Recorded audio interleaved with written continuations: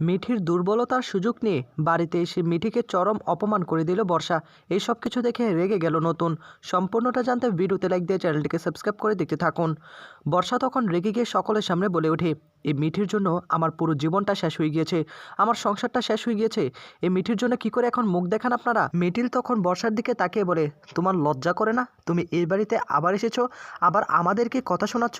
আমাদের পরিবারে যাই হয়ে যাক না কেন, তুমি কেন এখানে এসে নাক গলাচ্ছ? তোমার কি লজ্জা শরম বলতে কিছু নেই নাকি? তখনই বড় ঠাম্মি বলে ওঠে, শোনো বর্ষা, তোমাকে কিন্তু এই বাড়িতে আসতে আমরা বারণ করেছি। তুমি এই বাড়িতে কোনোভাবেই আসবে না। বুবলাই তোমাকে বলেছে ডিভোর্স পাঠিয়ে দিবে, ডিভোর্স পেপার পাঠিয়ে দিলে সেখানে সই করে দিও। তোমার সঙ্গে কোনো সম্পর্ক আমরা রাখতে চাই না। মিঠির সঙ্গে যেটা হয়েছে সেটা একটা অ্যাক্সিডেন্ট, সেটা নিয়ে না তোমাকে বেশি বাড়াবাড়ি করতে হবে না, বেশি বাড়াবাড়ি করতে যেও না, তাহলে কিন্তু খুব খারাপ হয়ে যাবে। বর্ষা তখন বড় ঠাম্মির দিকে তাকিয়ে বলে, এখন অ্যাক্সিডেন্ট বলে চালিয়ে দিও না, সবটাই আমরা জানি কোন ছেলের সঙ্গে গিয়ে এই আকাম করে এসেছে। কমলিনী বর্ষার এই সব কথা শুনে নিজেকে আর সামলে রাখতে পারছে না, চোখের জলগুলো ফেলতে শুরু করে। নতুনের কাছে এসে বলে, ওগো কি বলছে এসব? আমি না নিতে পারছি না, আমার মেয়েটাকে এভাবে কেন দোষারোপ করা হচ্ছে? নতুন তখন বলে, কমলিনী, এদের কাজই হলো পিছনে লেগে থাকা। তুমি কেন বর্ষার কথা শুনতে যাচ্ছ? ও এই বাড়িতে কিসের জন্য এসেছে? হ্যাঁ, ওকে তো আমরা গণাই ধরি না, ওর কথা কেন তুমি গায়ের মধ্যে নিচ্ছ? যাই হয়ে যাক না কেন, মিঠি আমাদের সন্তান, আমরা তো তাকে ফেলে দিব না। এটা একটা অ্যাক্সিডেন্ট। ঋষানু তো বিষয়টা নিয়েছে, আমরা আর কোনোভাবে এটা নিয়ে চিন্তা করব না। বর্ষার কথায় তুমি এভাবে কান্না করছো কেন? এদিকে এই কথাগুলো শোনার পর তখন এবার বর্ষা বলে, আমি কোনোভাবে আপনাদেরকে অপমান করতে আসিনি, আমি এতটুকু আপনাদেরকে বোঝাতে এলাম যে আমি একটা মেয়ে, মিঠি একটা মেয়ে, মিঠির জীবনটা শেষ হয়ে গিয়েছে। তার কেমন লাগছে? আমারও তো ঠিক একই রকম লাগছে। সকলে মিলে আমাকে এই বাড়ি থেকে তাড়িয়ে দিয়েছেন। মিঠি আমার পিছনে লেগেছিল, আমার অতীতটাকে টেনে এনেছিল, আমার ভেতরটা ছিঁড়ে ছারখার হয়ে গিয়েছিল। এখন কেমন লাগে? মিঠির যে সর্বনাশ হয়েছে, এটা না কোনোভাবে আপনারা পোষাতে পারবেন না। আমি আপনাদের কাউকে ছেড়ে কথা বলবো না।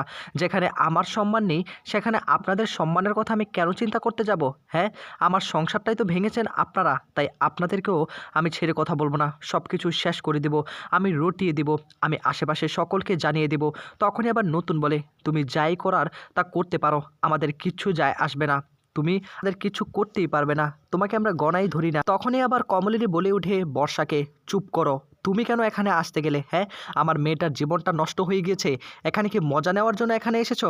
শোনো, তোমাকে একটা কথা বলে দিচ্ছি, আমার মেয়ের নামে যদি কোনো উল্টাপাল্টা কথা বলার চেষ্টা করো তাহলে কিন্তু আমি ছেড়ে কথা বলবো না। তুমি এক্ষুনি এই বাড়ি ছেড়ে চলে যাও, তা না হলে আমার হাত চলবে। আমি কিন্তু তোমাকে ঘাড় ধাক্কা দিয়ে এই বাড়ি থেকে বের করে দেব।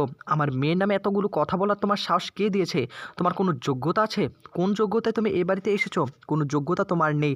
তোমাকে এই বাড়ি থেকে এক্ষুনি তাড়িয়ে দেওয়া হবে, তা না হলে কিন্তু খুব খারাপ হয়ে যাবে। এদিকে তখনই আবার নতুন বলে ওঠে, তুমি শুধু শুধু রেগে যাচ্ছ কমলিনী, ওর সঙ্গে কোনো কথাই বলবে না। ওকে এক্ষুনি আমি পুলিশ ডেকে ধরিয়ে দেব, দরকার হলে। যদি ওই বাড়ি ছেড়ে না যায় না, আমার চেয়ে খারাপ কিন্তু কেউ হবে না। এতদিন আমি অনেক ভালো ব্যবহার করেছি ওর সঙ্গে, আর কোনোভাবেই ভালো ব্যবহার করব না।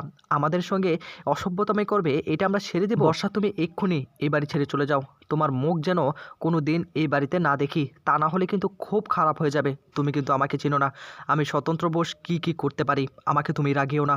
এই ছিল আপডেট। নেক্সট আপডেট পেতে চ্যানেলটিকে সাবস্ক্রাইব করে একটা কমেন্ট করে যান।